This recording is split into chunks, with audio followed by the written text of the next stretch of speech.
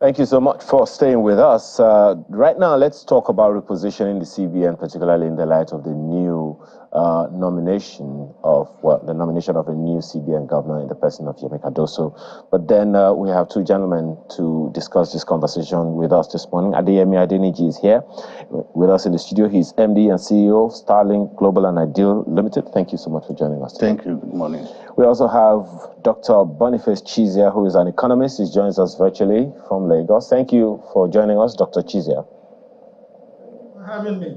All right. Let me begin with you, Dr. Chizia. So this is where we are now. Perhaps one of the challenges, one of the things to discuss first with you on this matter would be, what for you are the tasks before the CBN, the new CBN governor, particularly in the light of how prominent the CBN is in its role of helping to reposition the economy? How significant is the CBN? How influential will whatever policies from the CBN be in the light of what is going on? How impactful will the role of the CBN governor be in ensuring that micro, small, and medium enterprises get a new lease of life? Question. I think it's a spot on. I think the thing to say is that for where I stand, I think the CBN has limited powers. You know, CBN is supposed to maintain price and monetary stability within the economy. That's really, in simple speak, you know, maintain rate of inflation. If you go beyond that, very little that you can do. They play within, they use the monetary supply, you know, to do this. So they manipulate interest rates and so on to make people not borrow, make it expensive for them to borrow, or, you know, they would. So they use it to. That's essentially what they can do. So to a large extent, you know, there's so much hype. You know, so we talk about governor of central bank and what it's coming to do and so on and so forth. But obviously, a person comes and has some expertise, and the way he does it, even if he stays within this remit, he can show, you know, his class, even whilst he's doing that. But we tend to exaggerate. I think the CBN, yes, is important, but CBN essentially controls money supply. Now, yes, of course, in our environment, you know, in the recent past, the CBN also, because of the nature of our particular circumstances we're in a hurry to develop, we now have this developmental function also attached to the central bank. And so you find the anchor borrowers program, and you find that you know, banks are being urged to dedicate a certain percentage of their facility lending into the small scale enterprises, and then you are being directed, you know, to at the rates you're going to charge and so on. That's not the common function of the central bank. And of course, in our environment, you play with interest rates. We've done that within the monetary policy rate has been altered seven times within the last year. And then for me, the jury is still out. You know, interest rates, to what extent does it even affect the demand for money, for deposits? I think very little. So very little. You know, so but the challenge you have in that environment is sourcing foreign exchange. How do we get foreign exchange? That's the challenge. And the CBN is not in a position to manufacture foreign exchange. Of course, the CBN can come with policies that might help, production. You know, they could do that, particularly in the environment, using their developmental functions. Yes, they could do that. But beyond that, so fiscal authorities must sit up and be counted. It's very important. Let's sit up and be counted. Well, Dr. Chizia, when you talk about the Forex, I remember the previous acting governor of the CBN saying, look, as far as Forex is concerned, the role of CBN is very, very minimal. That all of the Forex intervention of the CBN couldn't be anything more than a quarter of what is required. Consequently, the job of sourcing these resources, Forex for businesses and all, lies largely on the commercial banks. And the CBN is just, doing its job of being a mediator of sorts. How significant is that in the scheme of things? No, well, I think that even saying that it's a live commercial banks is like, not saying it the way it is, as far as I'm concerned. Commercial banks, yeah, okay, they will facilitate. They have customers, customers who export and so on. They will make it attractive for them to export, put policies in place that will make them to come and deposit their monies with commercial banks. But, but beyond that, they don't have anything to do. I think we have to get up and make sure, get our acts right. We have to, we have the major foreign exchange earner in this environment is crude petroleum. What I'm glad is that the daily production is coming up, so about 1.6 the last time I checked. So if we sell, that's a major source. We can also do diaspora. The only way you can manage foreign exchange in this environment is to increase supply. If you can increase supply, then manage demand. And for us to manage demand, for instance, we have something that's a low-hanging fruit as far as I'm concerned. We have Dangote refinery. Nigeria has, we're told, we have, is it 10% or 20% of that? So why can't we, hasten, the startup? It's been commissioned, So we've taken down a fairy tale work. I've been told it's been commissioned, but it's not common stream. Today here it's going to start today. Then here it's going to be, the next day. Let's focus and do that. All right, we'll come back to the issue of forex and the rest of them. But let me excuse me. Let me bring you in, Mr. Tinishi. So here we are. A good number of people are hopeful that the new CBN governor is going to do some significant thing. But let me begin by asking you this. Every time there is a new sheriff in town, so to speak, our moods change. Our moods were kind of, hopeful and all of those things. One of the questions that normally comes to me is, how strong then would the institution be if our eyes are always on the head of the institution and not the institutional framework that is supposed to uphold the system itself? You just hit the nail on the head. Our major problems has been strengthening the institutions. Almost all our institutions are almost dead. The last one standing was CBN, and it also died recently. My only advice to whoever is coming in, the newly appointed CBN governor, is to bring back that place to what it's supposed to be. CBN needs to be an institution that should be beyond an individual. It should be an institution that people should look at, do its job, monetary policy. The interventions of CBN in the last 8-10 years has been a big problem. And what I mean is this: when you see an institution like CBN bringing policies that somersaults, then becomes a problem. Because those policies were not well thought out, and they bring in those policies, it doesn't work, they look for another one. It made so many people to lose confidence in that institution, and that is what you can see. It's very apparent now. Once you remember in the past, when the CBN governor comes out and says something, you see the direction everybody will go. That's what they call body language. And when that thing doesn't work, it becomes a problem. For example, sometimes about 2-3 years ago, CBN said, yes, we want to sell forward FX to businesses. Everybody put their naira and gave on trust to CBN. Up to today, I'm not sure whether some of them have gotten their money. So that is what is fueling the crisis of FX. Because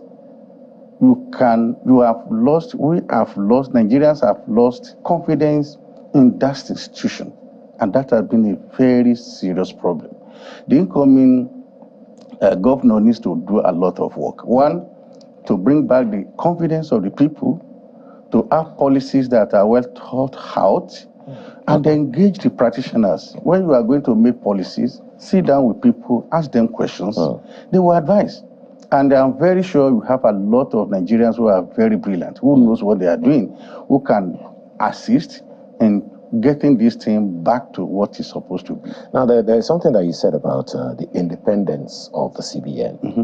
That is interesting, excuse me, because in the previous administration, we found a situation where the CBN demonstrated its independence in a way that it did not have any conversation or defer to the Minister of Finance of the day, to the extent that the Minister of Finance at the time was saying, look, this initiative or this policy of the CBN, I have no idea what they're talking about. I don't know what it means, and consequently, I am not a party to it, stuff like that.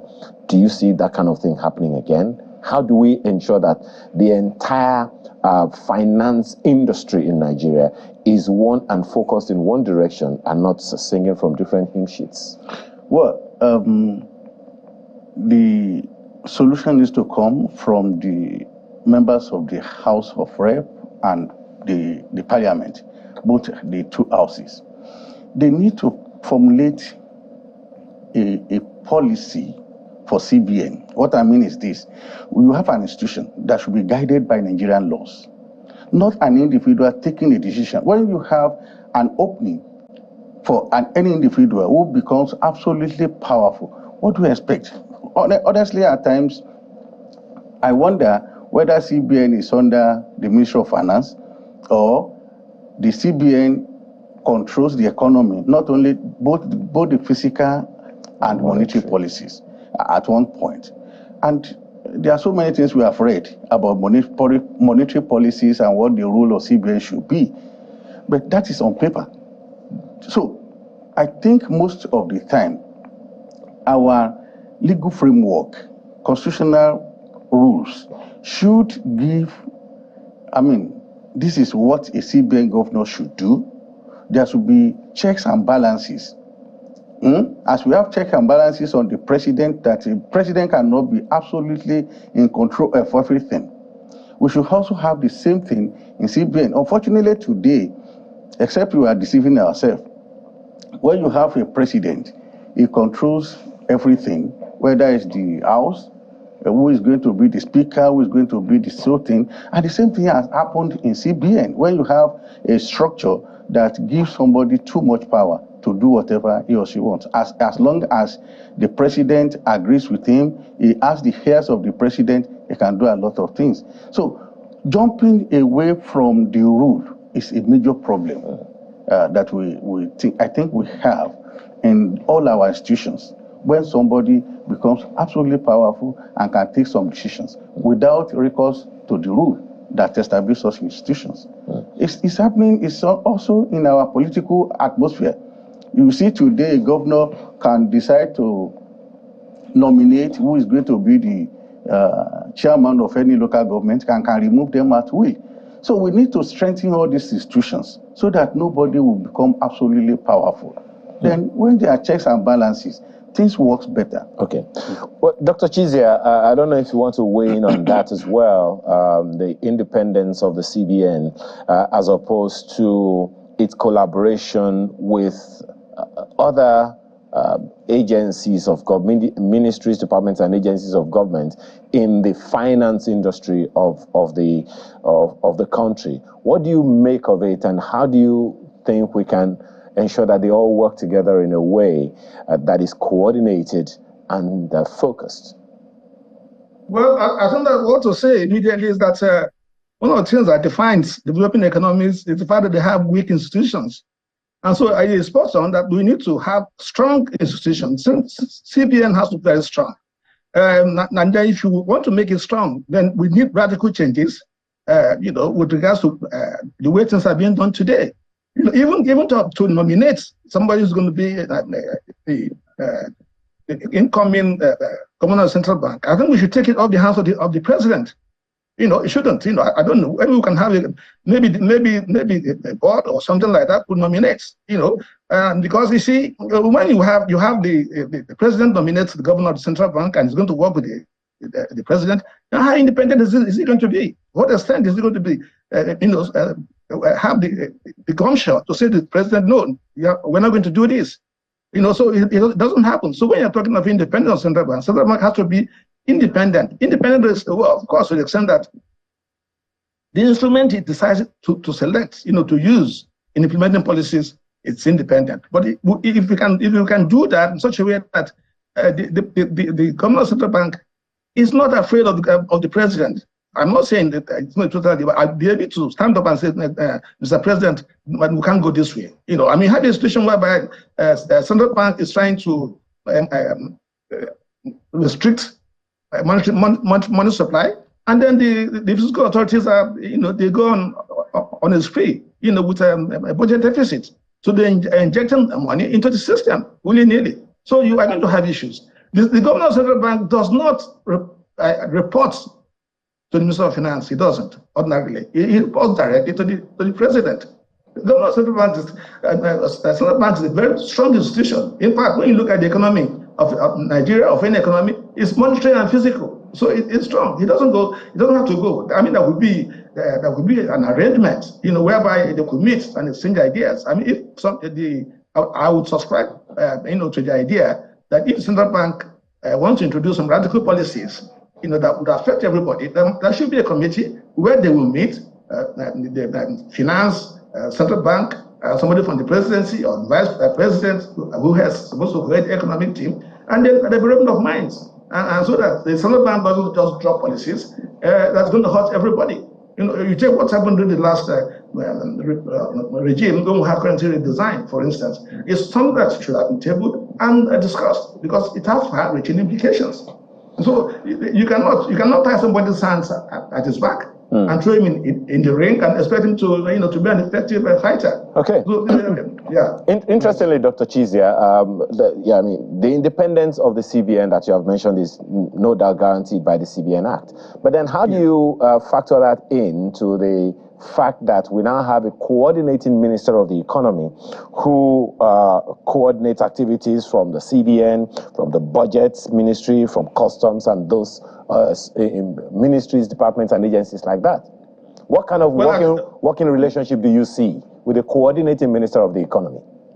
Well, I would expect that my friend Wale we should expect to coordinate budget and planning. I think it's a good thing for us to have under the same umbrella budget and planning. That's the way to go. What has happened in the past is that we treated budgeting as truly an authority to spend. Budgeting also has to do with how do you generate the revenue. So it's very important. You don't have a plan. If you, in actual fact, your budget is an annual plan. So I think that's the first step. I think this administration should be commended for putting a budget under planning. So that's the first thing. And I expect that the coordinating minister of the economy will coordinate. Will be able to, his finance, will be able to coordinate budget, and planning, which is very important. And then I would expect that there should be some collaborations in some way, with the government central bank. So I would expect that, where there are key policies. Remember that central bank has a board. Central bank has also the board of governors also within the system that drives the thing. And I did make the point earlier that central bank, one of the things they must have instruments autonomy. They cannot be totally independent, because afterwards, on policy issues, they have to take a bearing from what the way the president wants to go. They have to take a bearing. The president is one person in the economy, so they have to do that. So there won't be issues if you have a development of minds. If you have what you have here today, where you have a man that has just come, a man that has just nominated as the incoming governor of the central bank, Cardoso, and what they do, they were all together, at the state level, in 1999 when the president was the governor. So they know themselves very well. They were in banking and so on. So when you have that sort of situation, I wouldn't expect that there'll be any issues with working together. That's the hope, Dr. Chizia. And it goes back to the issue Mr. Adeniji mentioned the other time about centralizing or personalizing institutions. Because yes, these men have worked together for quite a while, but then there is the institution, and the hope is that they'll be able to strengthen it. Well, I'd like you to react to something that Mr. Adeniji said earlier about policy somersaults. We had that before, a situation where the CBN, no less an organization as the CBN, would initiate a policy and then recant on that policy. Do you see that happening again? How do we avoid that? Because according to Mr. Adeniji, it whittles down investor confidence. Obviously, it does, because it contributes to macroeconomic instability. And no business person You can manage risk, but you don't manage uncertainty. When you begin to go into uncertainty, then it's difficult to play. So I think that's correct. But essentially what then happens is that you would expect that a central bank, given the reputation which you should have, make sure that before it comes out with any policy, that policy has been thought through. Right? So what ends up happening is that we rush out policies, particularly when there's a crisis. We rush our policies, and then we find that it's not been thought through, and then certain things we do not anticipate will start to come up. And so now we begin to run, helter-skelter, and begin to change things, and it's not good for anybody. If you check even the rate of exchange, one of the issues you have with operators in this economy is that when if you're somebody who is, like most businesses are, dependent on importation, then by the time you do one cycle of business and you're going to do the next one, you don't know what the rates are going to be.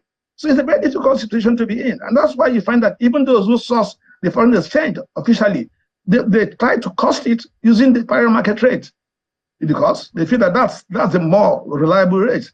So I think that it's very obvious when we say that the macroeconomic instability, it's not just with central bank, it's also with the fiscal authorities. Okay. But I think with central bank, we have to be very careful. Today we say below the change, they're going to get money from us. Then tomorrow we change. I think now this new administration is saying that we're going to also begin to give them some money. I'm not sure I have my facts right here. So policy, some sort, is not good for anybody, not good for any economy.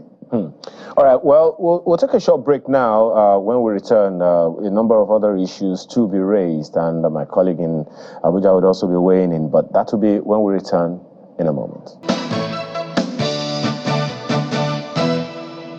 Thank you so much for staying with us. Well, just before my colleague Nyota comes in, Mr. Adeniji, I'd like to take you on this. Perhaps we want to share some experiences of business operations. You're with FX, as a businessman, the CBN, and how those things impact your operation as a businessman and the economy. My challenge, the reason for asking that question is essentially how micro, small, and medium enterprises are directly affected by these policies and these challenges that could have been resolved with the CBN, and the fact that jobs are at stake when those things don't go as expected.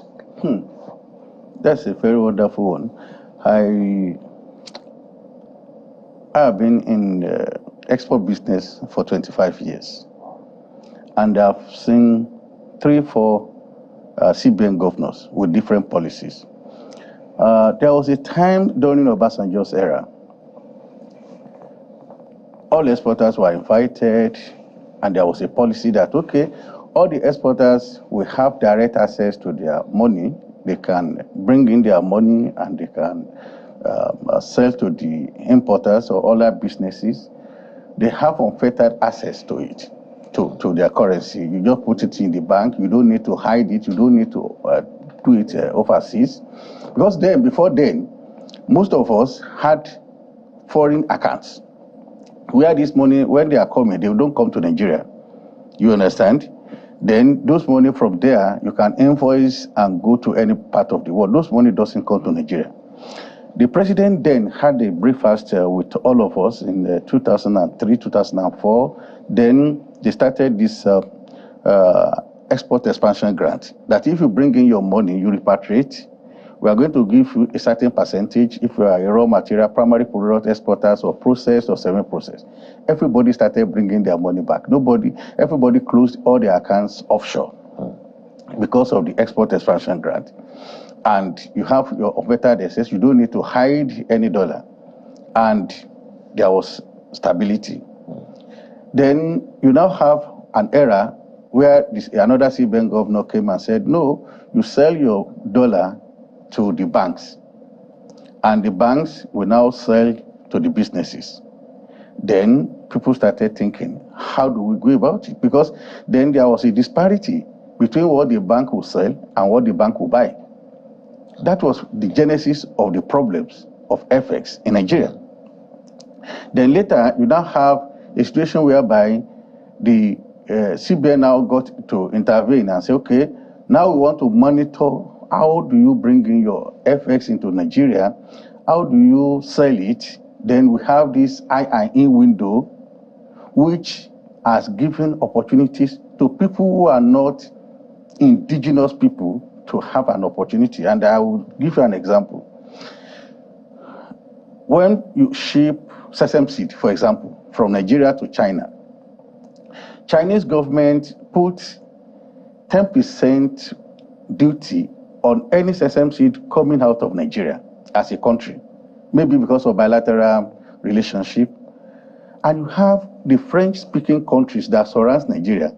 If you can get the certificate of origin from those countries and say those sesame seeds are not from Nigeria, they are from Niger, for example, or from Cameroon, or from Chad, they waive that 10%.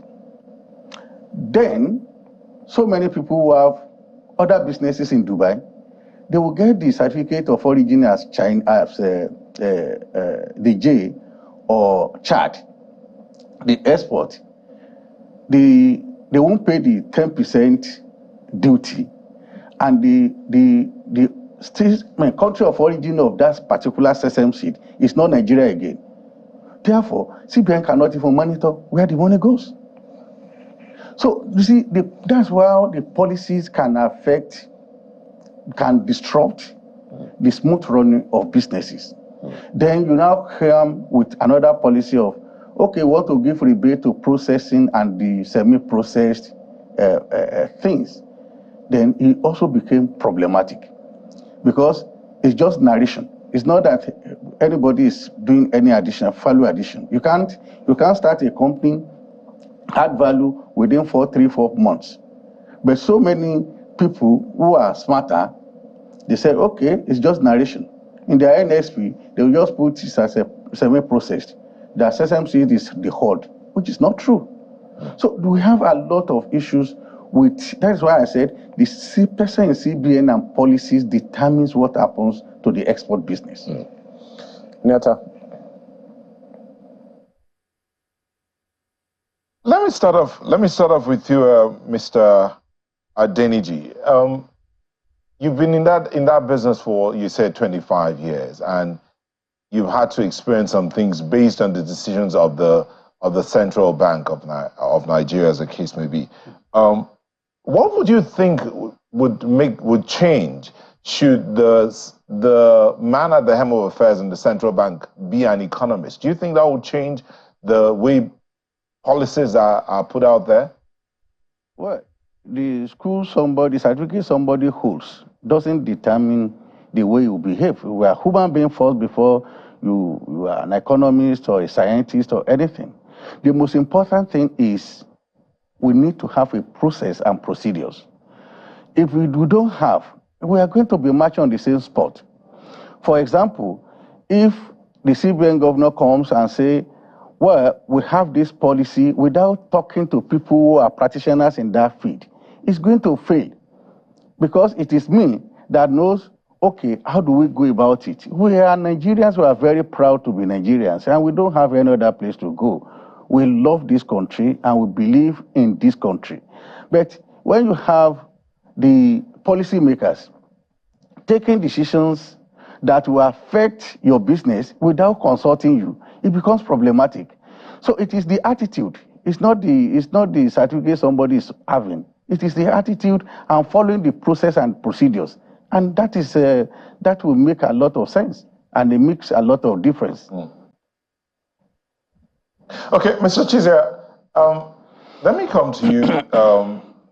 Earlier, you were talking about the board of the central bank and who the central bank governor answers to. We do know that so far what we've seen operating in Nigeria, we've seen, yes, there's the president, there's the board of the central bank where all the deputy governors are and the other members of that board. Then there is the Monetary Policy Committee of the CBN and the banks in Nigeria, and they always have their meetings practically every other month.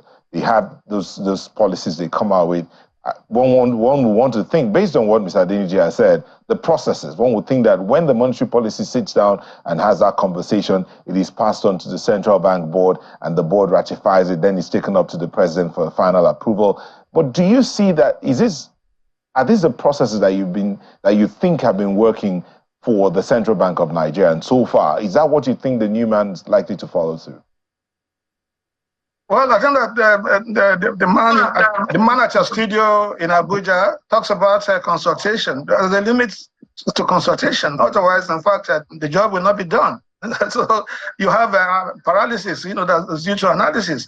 But I think that when you have, there are certain things that certain bank can take and run with, But obviously, if you're going to, you talk of changing policies and so on and so forth, yes, it does happen. And sometimes it happens at such a rate that it's destructive. It's not good for business. But, at the end of the day, we must think outside the box to say to ourselves, the challenge we have in this economy is that we've not been able to get the fundamentals right. That's the challenge. We have to get the fundamentals right. You can't have an economy where, for instance, I give you an example. You have it's crude exporter, a petroleum products in the world, and you don't refine it. You don't do that. So and then you keep on importing. You export the crude and then you import the refined thing, and so the fundamentals are wrong. So we need to address that. And so most of the problems you have with inconsistencies, and also with us as a people, the values we bring to the table is an issue. Central bank puts a policy on ground, and people begin to punch us. We tend to get smart. We tend to get clever. We want to beat the system. As you are moving, they are moving 2 steps ahead of you. And so for central banks always, doing a rear guide fight, to, make sure that it's on top of this business. So those are challenges. Now, the new guy that's coming in the structures idea is not going to change. It's going to have a monetary policy committee. He has his board of central bank and so on. So yeah, he can't change them. Those, if you like, those institutional structures, they are statutorily, so you can't change them. But it seems that maybe he might find a way to work better those policies. But I don't know the day. We need to earn more dollars. It's very important. So in earning more dollars, I do know that working with the independence again of the central bank and how it works with the executive, how the government at hand. So the government's supposed to handle the fiscal side while the central bank looks at the monetary policy. And there are those who have argued that that has been the major problem. Yes, looking at the fundamentals, I say we're not dealing with. Yes, we have crude, but we're not refining the crude. And of course, we will not earn as much as we should, knowing that the barrel of crude, approximately about $80 thereabout. I don't know the exact figure, but then by the time you finish refining, you could earn as much as $2,000 from that same barrel. So if that is not done, if the fundamentals are not handled, we would have a problem. Agreed. But the question of monetary policy as against fiscal policy, that has been one of the major challenges Nigeria has had. What should the new governor be looking at? How can we get that position sorted out real quick? Because we all know, and you have also said this thing, what the policy of the CBN is would immensely impact businessmen and indeed the economy of Nigeria. So how can we get that impasse resolved once and for all, where monetary policy is what it should be, taking care of all the fundamentals and the fiscal policy? And yes, you have two good friends, as you said, who are handling these two positions right now. How can they work together? Well, but I think that, like I said earlier on, maybe one has to, we might have to try and create a platform, with the former platform within the system where they would meet. Remember when the immediate past, we had issues where Minister of Finance, central bank came with policies, fundamental policies, for instance, the currency redesign, and the Minister of Finance openly did disclaim that she wasn't aware. So one would expect that's not the right way to go. That there's going to be a major policy change like that. The example I've just cited. There'll be a forum where this will be aired formally. So before the central bank goes to the nation to announce such a major policy shift, it doesn't just tell the president, but there should be a presentation in-house where people are carried along. And so, it doesn't paint a very good picture, for the Minister of Finance, to go out there and they begin to disclaim a policy, to announce publicly that this currency redesign, I just had it when it was announced, to the public.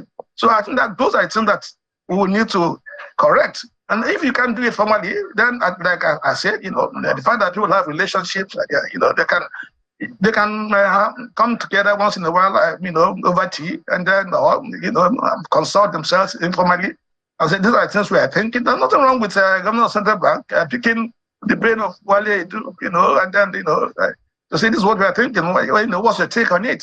So we have a common. All of us have a common project, which is Nigeria, and so we're all stakeholders. And then all those who are ministers today, they must know that we can't go forward in a confused manner. That isn't sending the right signals. Like the gentleman, Shido had just said, business people are hurting, because people are confused. They don't know what is happening. So you put this policy out there, you're not following it through, and then you are a midstream. Sometimes we change because we've not done what we expected, what we should have done, ab initio. So those are challenges. But I would not think that the governor, central bank, or there should be another formal forum where they should consult. As I said earlier on, it's not the practice anywhere that the governor, central bank should report to the Minister of Finance. It's not done so, but there must be a forum where it's not reporting, but where they will meet and then exchange ideas. And this is what we're trying to do. Now, what's your take on it? It's nothing wrong with that. So we expect that going forward, that more consultation. Okay, before we get back to Mr. Adeliji, let me stay with you, Mr. Chizia. What you said, you talked about the redesigned currency. We do know that there was a court judgment that ruled. There was a judgment that said that both designs of the currency must stay until, I think, sometime about December. Some decision has to be taken, and December is around the corner. What would you advise that should happen now? Well, I think that the politics has trumped everything. If you take that currency redesign, there was a purpose to it. All of us know. So we might come and pretend and say that we design currency and it's done periodically. We've not done so. Why are we doing it at that time? So obviously we knew that there was an attempt, to if you like, checkmate certain developments, certain certain things that people were seeing, and so that was tried. And in the process, I think the challenge of doing that was underestimated, and then it got the whole country into massive confusion, and people and I don't know if we've fully gotten out of it now. So the thing is, as much as possible, I don't know how you're going to do it. You have to try and remove politics as much as possible from economics, but I don't know how you do it. If you take your policies and you target it on somebody, that's a politically driven policy. So that's what we have to avoid going forward, and we have to sympathize with the governor of central bank, because if the president said this is what you're going to do, like I said earlier on, then is he in a position to say no, we're not going to do it? Then he has another job. If you ask me. But asking you, being an economist, and then seeing that the other person, many times those I've heard at the central bank have been bankers, there's that school of thought that, yes, it can be a banker heading the central bank. There's another school of thought that said it should be an economist heading the central bank, since their policies would affect the economy immensely. But then there is a middle point where some will say, can the banker who is the head of the central bank think like an economist, or can the economist who heading the central bank and think like a banker? Maybe that will make the difference in all of this way. Well, I think that if you ask me, they're talking of managing the economy. So macroeconomy, the monetary policy is about the economy. It's not about banking. It's just, you take money, you lend money, and then you manage certain things. But you're talking of really, ideally, an economist should be the governor of the central bank. There's no two about that. Other sides done elsewhere. But in our environment, we have a culture, so we go to big banks, and then you take the MD of a big bank and you make him governor of the central bank. Okay, fine. Sometimes we're lucky. You bring somebody who is a commercial banker and so on, but he's also an economist, so he has some basic understanding of the economy. But ideally, you're not talking of. It's not talking of banking. There are two different things. So when you talk of the economy, banks are the subsector of the economy, albeit an important sector at that. But, so what I'm saying in effect is that you can get somebody who is a good banker, and he would know nothing about managing the central bank. Central bank is about the economy. It's about, it's a thing for somebody who is thorough grounded economist to do. Tell somebody like Soludo when he came. I think that He brought that to the table. Whilst other banks were managers that were there before, they were tied to. They had tunnel vision with the operations and so on. They were not able to increase the capital base. He came, was able to go from, we're talking about 2 billion, he went to 25. And the bankers couldn't have been able to do that. And so there are so many things like that. So it's better if you have an economist handle the thing. But the experience we've had so far is that we pick bankers who have done very well and put them there. Well, in my books, they've tried, not done too badly. Okay. But I think that again, yeah, okay. Okay, so Mr. Adeleji, you are a player in the economy. Again, you've been there for a while, and decisions taken so far haven't really done good by you, so to speak, you and your colleagues. But Mr.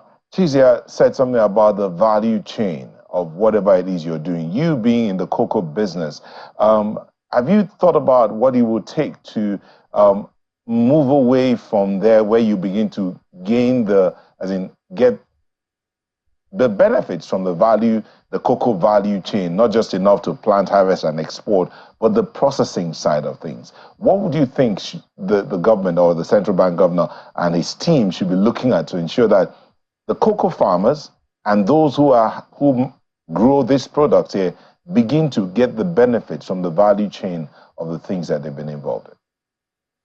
Well, I think we have a lot of opportunities in this country.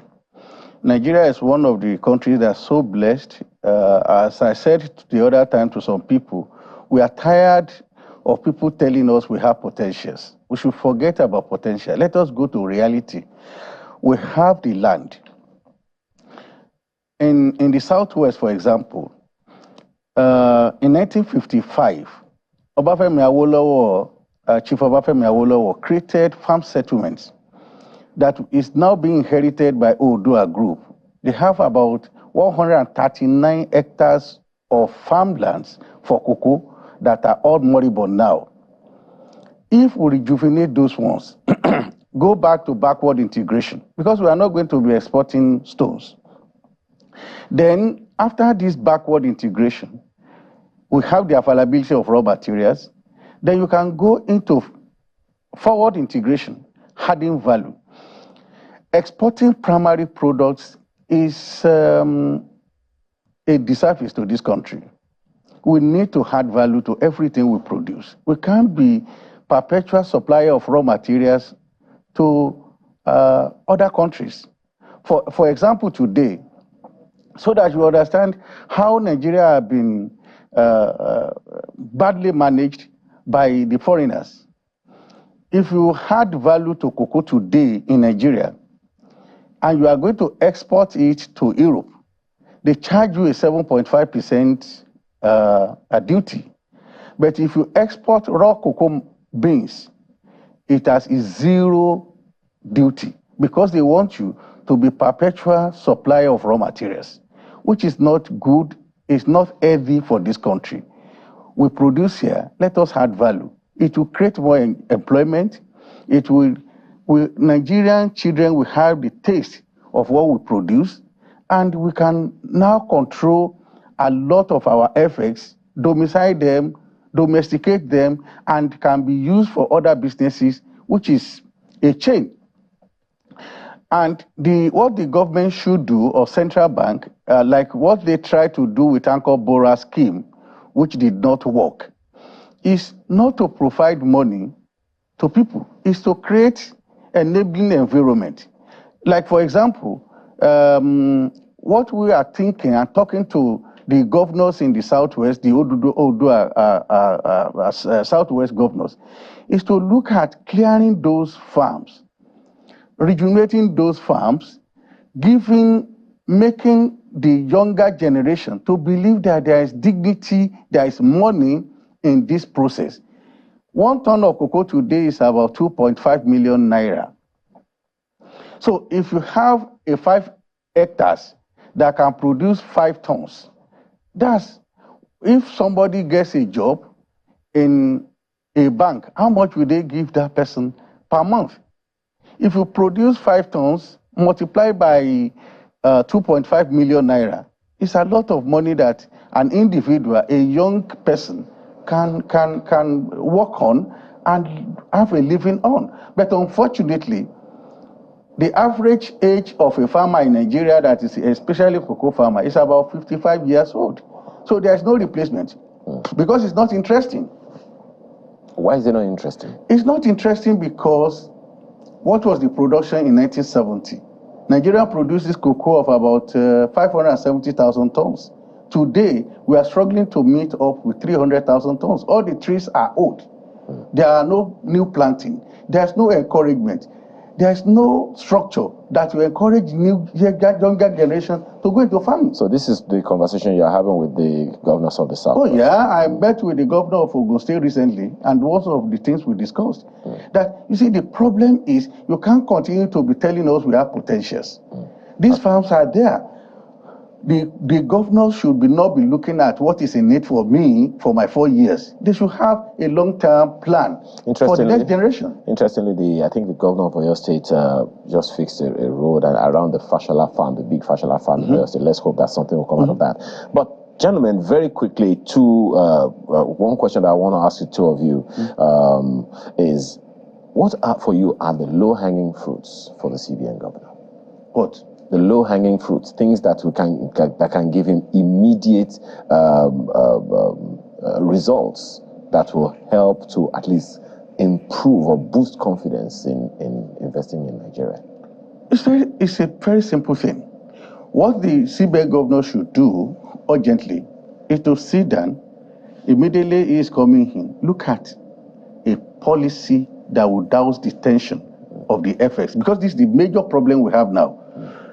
Nigerian economy is dollarized, whether we like it or not, because everybody talks about dollar. It affects the petroleum industry, it affects the food, it affects transportation, it affects everything. So we need to have a stable FX regime. If it's going to take some time, let the CBN governor come out and say, look, as it is today, don't try to macromanage the situation. We don't have money as a country. We are hoping as this, then restore the confidence of people and we are looking for foreign direct investment. How can anybody bring their money when they are not sure when they are going to take it out? Interesting. Then you should look at the ones that were the people that have given money to CBN, thinking that they did forward sales. They should be given confidence back that, okay, your money is safe. We are going to do it in this manner, and they follow it through. Then there will be calmness in the system. Everybody will not be rushing to take their money out. Interesting. It sounds like the CBN governor already has a lot of work cut out for him as soon as he gets into office. We have to thank you very much this morning and hope for the best for our nation.